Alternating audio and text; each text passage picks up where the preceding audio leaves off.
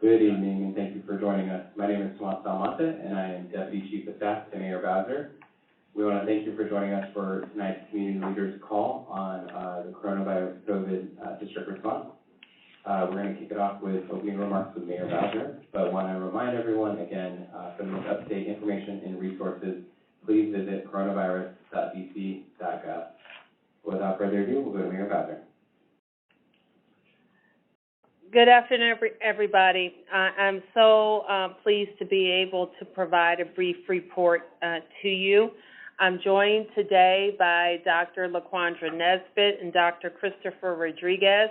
Dr. Nesbitt leads our health response. She is the director of the D.C. Department of Health, or D.C. Health, and Dr. Rodriguez is leading our emergency management response. He is the director of D.C. Homeland Security and emergency management.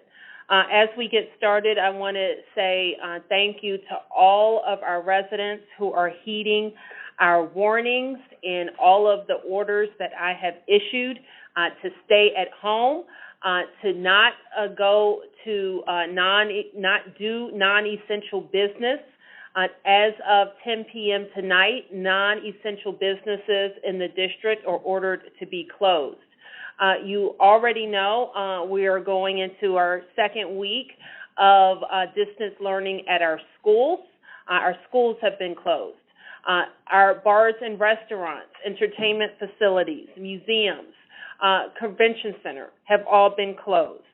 And now it is time for all of us to do our part to help blunt the spread of the virus by staying at home. If you don't need to be out, don't be out. We are also encouraging anybody that we see congregating in public parks or public places, they will be asked to move along. So basically everything in our city is closed, and we are all making the tremendous sacrifice of stopping our everyday lives so that we can get on the other side of the spread of this virus more quickly. I want to thank all the D.C. government employees who are helping to keep the government running. You know, we are operating in a modified status, so many of our services are being completed remotely by D.C.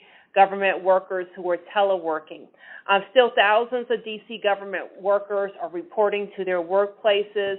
They include firefighters and policemen, our human services workers, our folks working on unemployment claims as well as our executive staff, HCMA and DOH staff who are leading our response. So I want to say thank you to them for making sure our government can continue to run. I also want to acknowledge and thank our elected officials. I have been staying in constant contact with members of the council who moved into action right away to ensure that we had the emergency authority that we needed, not only to operate during this emergency, but to fund some very critical early local relief for small and local businesses. So I very much appreciate them for that. I also want to acknowledge and thank our Congresswoman, who I briefed last night on all of the issues happening in the district, and continued to call on her and rely on her support for everything that we need coming from the Congress of the United States as well. So we are seeing on the ground what Dr. Nesbitt and her team expected. That as testing increases, so do the number of positive cases going up in the District of Columbia. We expected that, and we expect that that might also continue. And the only way to reverse that trend is for everyone to stay at home. Locally, I have already directed $53 million to our city's COVID-19 response and recovery.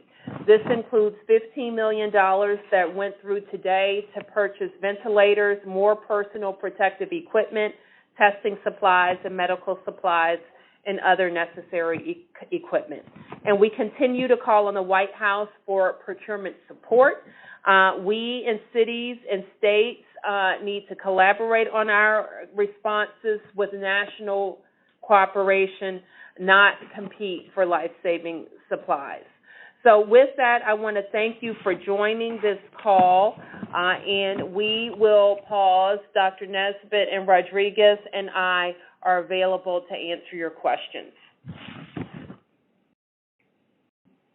All righty, thank you so much. Again, we want to make sure that residents press 0. If you have any questions, you can press 0 now, and we'll begin to call you for questions. We want to also thank all of you watching us live online from our live stream, including and Channel 16. We want to thank the council members of the DC Council for hosting watch parties for the live stream of this call as well. So we'll go to our first question. It's from Rodney Foxworth in Ward 4. Go ahead, Rodney, you're live. Hi, Mayor Bowser. How are you guys doing? Great. Thank you, Rodney.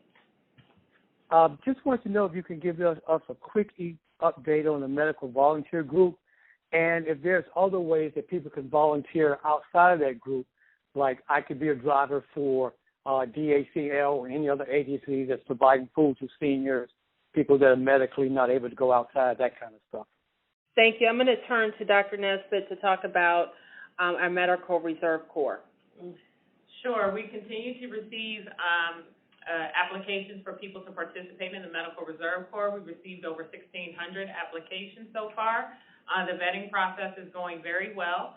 People who are not currently licensed health professionals have to be vetted through the process, which includes having a criminal background check.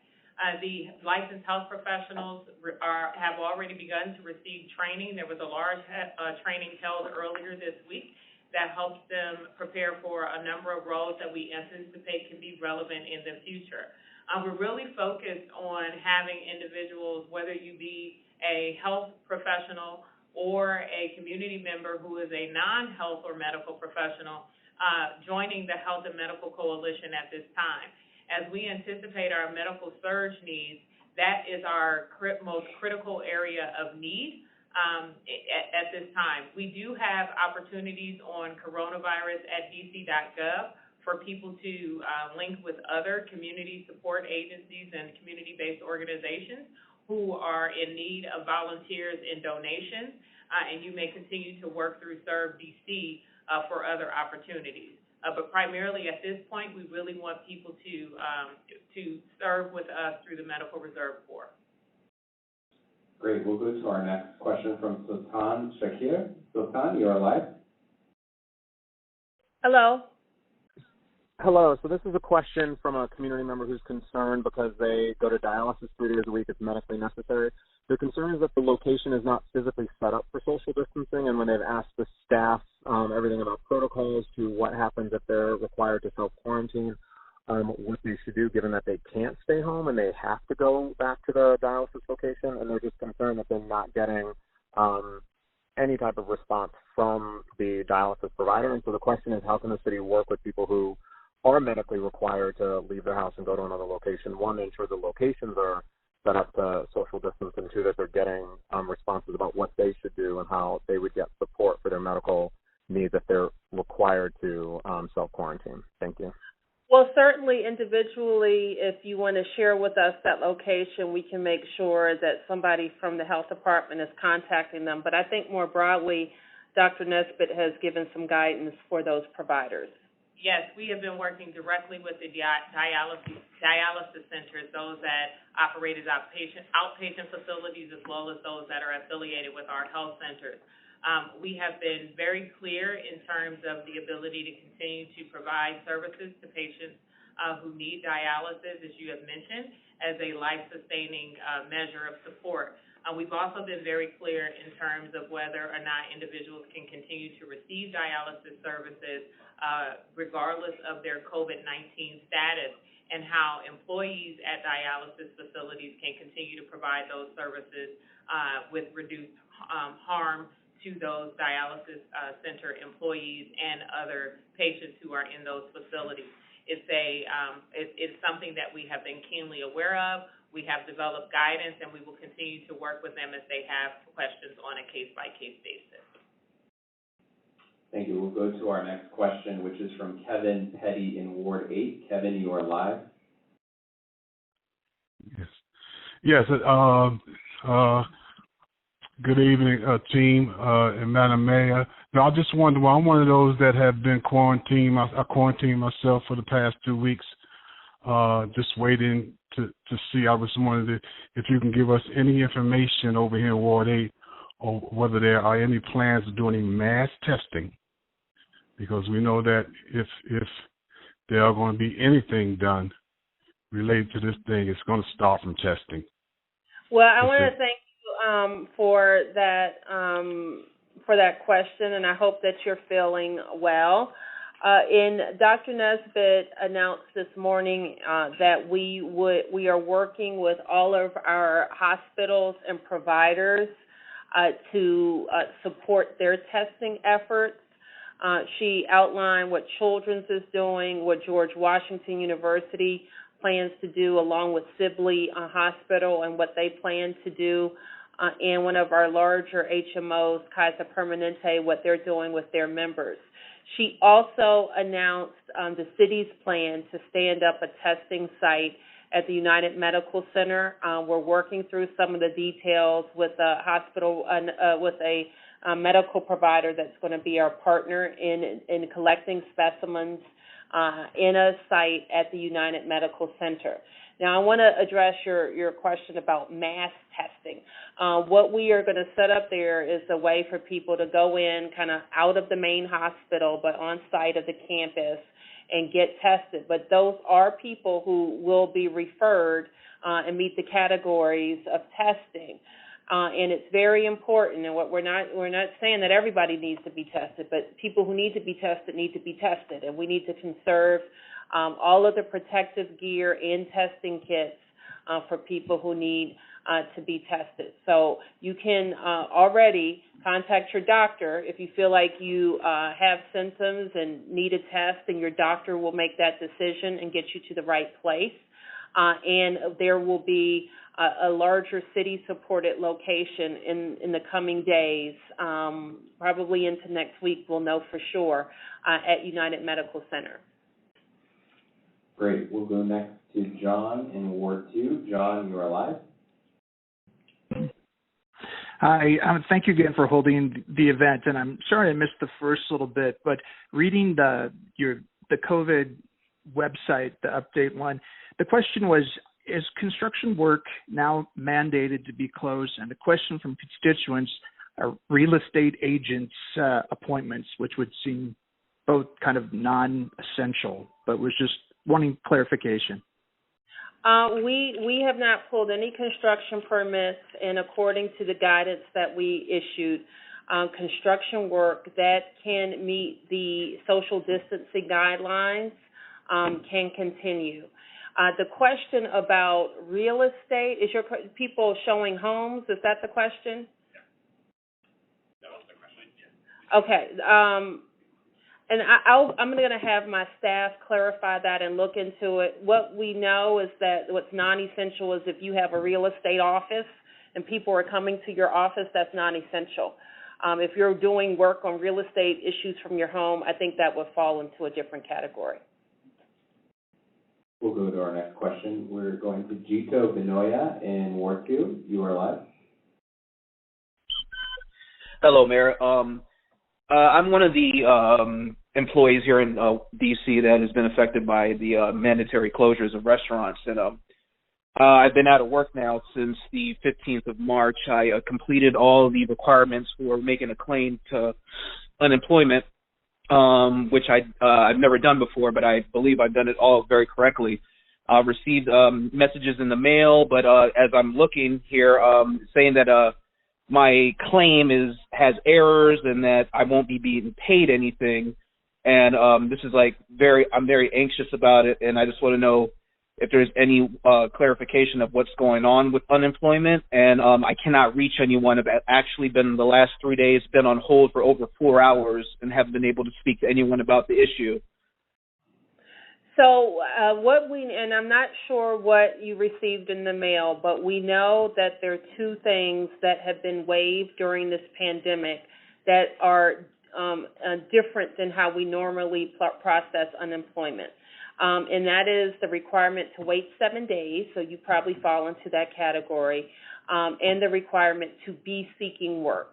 In those questions, our system hasn't addressed the waiver yet because we're working on that system change. So what we need to confirm with DOES is that those claims are still being processed. And I'm going to ask DOES to make a statement addressing those two issues. Go next to Shirka Hempfield in Ward 8. Shirka, you are live. Hi, Mayor Bowser. First, I want to thank you for coordinating the information with the charter schools through the DME. As you are aware, we definitely have seen a loss of the face-to-face instructional time just due to the inconsistency in the internet access. So I was just wondering, as you and your team are working on this issue, is there any definitive guidance around how our at-risk families might be prioritized for receiving the technology and internet that they need? Well, I know that Chancellor Farabee is working on a plan to prioritize how we're going to use the devices that we have on hand, and that would address the device issue. The internet access issue is tougher to deal with, to be quite candid. There are a couple of programs that have been identified. For example, the cable provider is providing 2 months free cable through one of their programs, and I just would advise families to consider it carefully and see if it works for you. We are also working on ways right now to boost Wi-Fi that would be kind of community available and help some of the Wi-Fi, what do you call those things, the hotspots, to help some of the Wi-Fi hotspots work better.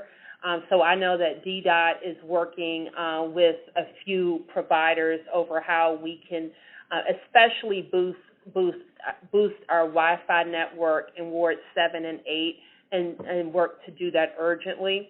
I'm told that my team is also going to try to procure a lot of these hotspots from different vendors.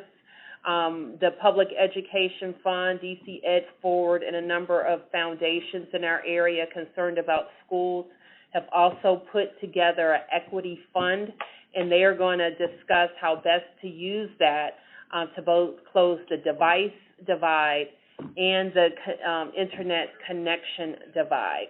But the Chancellor would also like me to remind you, and I'm sure this is true for our public charter school leaders too, is that they've worked very hard over spring break, which was last week for them, to make sure that regardless of connectivity, that they have a curriculum and plan and some take-home work to also do with the children while they're at home distance learning.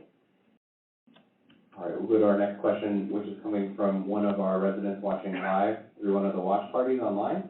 This is from Thomas Henry, and his question is, what do I do if I see a nail salon in my neighborhood operating after the closure?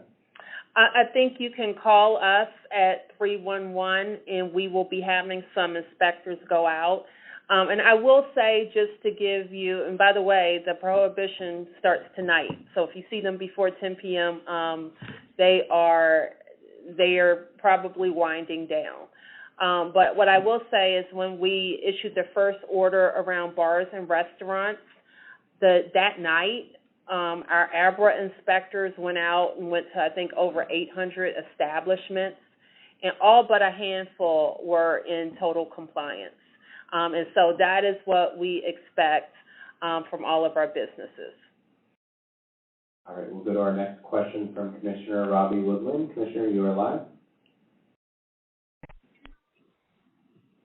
Yes, hello, Madam Mayor and staff. My name is Commissioner Woodland from Ward 8CO3, and one of my questions is, what do we plan on doing in regards to individuals who may refuse to get testing even though they have obvious symptoms? I had a gentleman contact me who said that he was throwing up blood. He lives in a tent city that's over by the State Department and went to George Washington Hospital and didn't feel that he was being treated fairly, so to speak. He felt like he was being judged for being homeless, so he just left. And I tried to meet with him so I could escort him back to a hospital, and he refused the treatment. So is there anything in place for individuals, if we know who they are, that's refusing to have testing? We continue to have our outreach workers out working with our residents who are experiencing homelessness and who are unsheltered. So we continue to have outreach workers. I have that location, and I'm going to call it to the attention of our outreach staff. Next, we'll go to Gail Brevard in ANC 501. Gail, you're alive. Hi. First, I just want to thank you, Mayor. You're doing a great job. Thank you so much. Thank you. My question is about parking restrictions. Are they still in effect? I got a question from a constituent who wanted to attend a doctor's appointment downtown and was wondering if she needed to feed the meter. I think the answer to that is yes. We are, and I'm going to ask the team to do a review this week of any things that we can or should roll back. We have already rolled back rush hour restrictions, and I think there's one other category, street sweeping restrictions. All of those have been rolled back, and we're not ticketing for rush hour restrictions or street sweeping. However, it is still illegal to park in a bus zone. While our buses are running in a limited fashion, they are running. Don't block crosswalks. Don't park in bike lanes. Don't do anything parking-wise that is unsafe. I think that you will find that we've had some more lax enforcement, but we still need to keep the roadways safe. Great. We'll move to our next question from one of our residents watching through one of the watch parties on Facebook. Latif Moore-Hammond. Her question is, Mayor, how will the government be handling businesses that start to raise prices dramatically on items of necessity? Well, we have, and I want to thank the members of the council for making sure that our power to do enforcement around price gouging is in full effect during this public health emergency.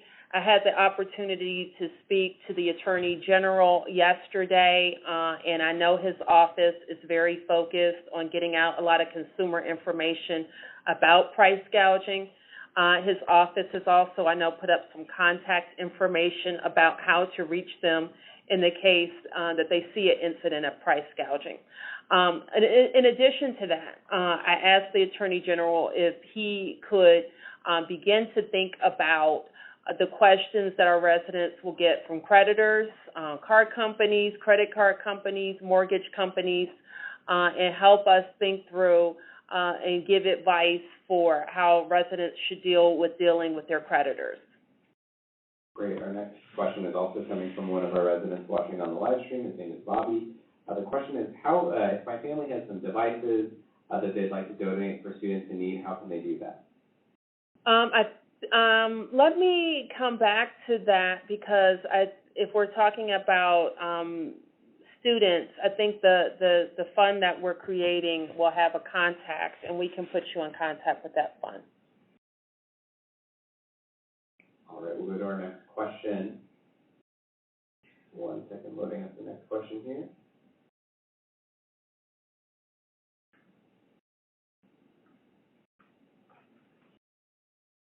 This is Maria Carey, in Ward 6. Maria Carey, you are live. Hi, Maria. Hello, how are you? Thank you for the work that you're doing, and your leadership is very reassuring. Thank you so much. I am wondering if there are people who can sew or can make masks or can collect other supplies. How can people make those available or donate them to hospitals or to other places that might need them?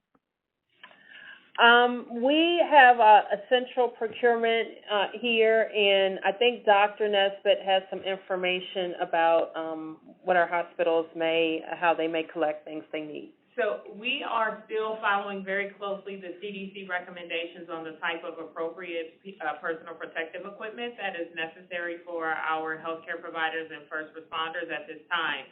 We recognize that there are a number of companies and individuals who would like to assist in making sure that we have the adequate personal protective equipment, including masks.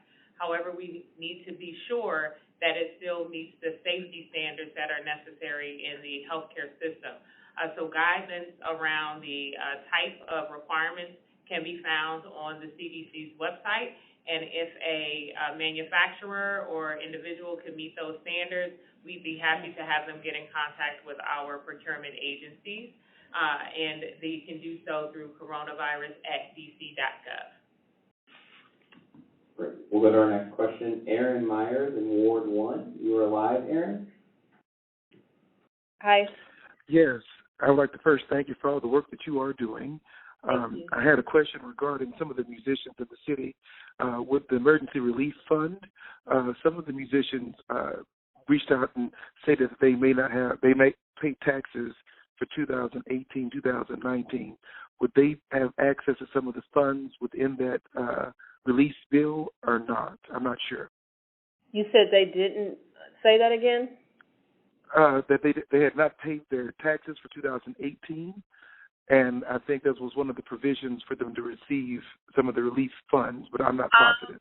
We do ask, and forgive me if I don't have every detail of the application point, but we do ask for 3 years of your business experience. If you're a new business, then you can submit your personal filings.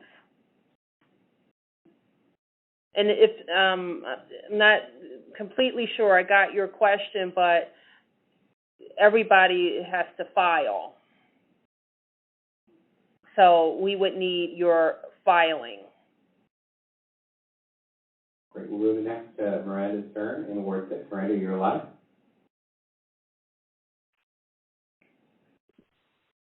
Hi, my name is Miranda Stern, and I'm in Ward 6, and I signed up for the DC Medical Reserve, but I was just wondering when we'll hear more information on it, if you could let us know a little bit more about the roles and risks involved in participating. Sure, Dr. Nesbitt. Sure. So for the first part of your question, we are working through the nearly 2,000 applications that we have received. Go DC. So it's a tremendous show of our DC values and how people are stepping up to the plate and really wanting to be central parts of this response. So as we go through the process and vetting individuals, identifying those who already have a criminal background check and getting them prepared for the next round of training, we will be contacting other individuals who need to have further vetting underway. The second part of your question in terms of risk and liability, we offer training. If you are a medical or health professional, we provide you additional training that would be necessary for any role we would have you play as a member of the Medical Reserve Corps. If you are a non-health professional, we provide you training for the types of activities that we would have you do related to your assignment. Under a public health emergency, there are certain liability and risk protections that are conferred to any member of the Medical Reserve Corps. Great. We have time for just a few more questions. We're going to take a question from one of our council member watch parties. What penalties, if any, will be assessed for those out walking about in the streets after 10 p.m. tonight? You are permitted to walk in the streets at any hour of the day that you choose. We actually will not be stopping anybody from walking down the street. Okay, so let me put it that way. Having said that, you should stay home unless you're going to some place that is essential for you to be going to. And actually, we want residents to even be more thoughtful than that. People will have to go buy groceries. Plan. Do you have to go every day? Could you go once a week? People have to go to their medical appointments. We understand that. There are people who have essential work that they have to report to their places of work. So we want people to only be making essential trips. Now, you refer to 10 p.m., so I assume that you're referring to my order that all non-essential business in D.C. close. And so we expect all of those businesses to comply. We will have some inspectors out, and if we have to issue fines, we will, but I don't expect that that's going to be the case. Great. We'll next go to Todd Clark. Todd, you are live. Oh, but let me go back real quick, Tomas, because the time you will get urged to move along or to disperse is if we see you congregating in our public places, playing basketball games in public parks, soccer games, those types of activities are prohibited, and you will be encouraged to move on. All right, great. We'll go to Todd Clark. Todd, you are live. Hi, Mayor Bowser. Hi. Hi, thank you for your leadership and for the whole team and staff bringing us good information. I'm the executive director of TIVA, which is the Television Internet Video Association, and I had a question regarding freelance producers, many of whom work from home. And is there any kind of abatement or temporary suspension of rent and utilities or assistance for that group? I think all of our utility providers have indicated that they're going to suspend any disconnection, and we'll post what else they're doing with regard to monthly payments. And I think that's all we have about not just that group, but any utility payer. Great. And the last question we have is a question related to if families or individuals should start purchasing their own protective masks at this time? No, we don't think so. In fact, if you do that, then you'll be taking up supply that could be used by medical professionals. And let me just say one more word about that, and Dr. Nesbitt or Chris may want to chime in. Is that we, I think, are working very, very fast and hard with our to make sure that our government officials and first responders, when I say officials, I mean first responders, have all of the PPE that they need. We feel like we got started early in that process and going out to the markets before they tightened up a lot to get the supplies, the personal protective equipment that D.C. government workers who are providing medical care need. But we're also in the market to help our medical providers, our private medical providers, in the case that there is a medical surge here in the district, like we've seen in other places, which we expect to happen, that we are able to help them when their supplies get low too. Great. And we will go to our last question, which is from Tiffany Johnson, ANC 4B06. Tiffany, you are live. Hello. Hi. Thank you so much, Mayor Bowser, for all your work.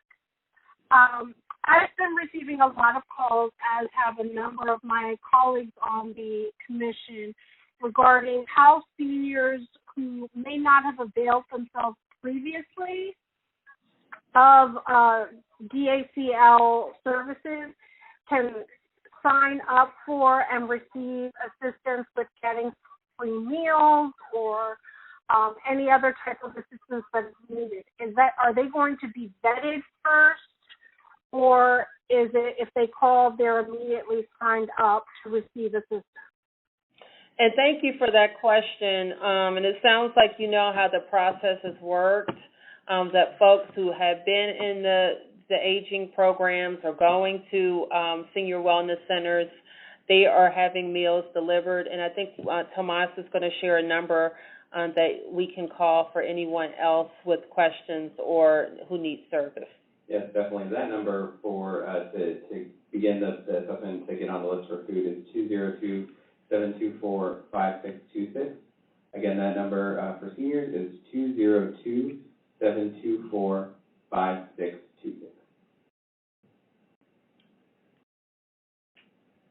So I want to thank everybody for their questions. I think that we've had many, many people on and many other people watching on Channel 16.